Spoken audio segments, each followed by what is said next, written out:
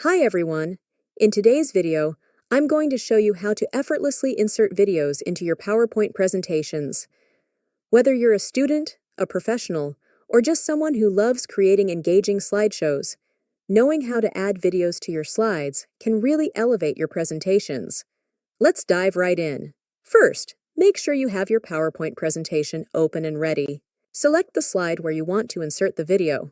Go to the Insert tab located in the top menu. Click on the Video button. You'll see a drop-down menu with three options: Video on my PC, Stock Videos, or Online Videos. If you have a video hosted online, like on YouTube, choose Online Videos. This option is great if you want to share a video without increasing your presentation's file size. Copy the video's URL, paste it into the provided field, and then click Insert. Your YouTube video will now appear on the slide. If the video is saved on your computer, click on Video on my PC. Browse to find the video file on your hard drive, select it, and click Insert. Once the video is on your slide, you can click and drag to position it anywhere you like. To resize, click on the corner handles and drag to your desired size.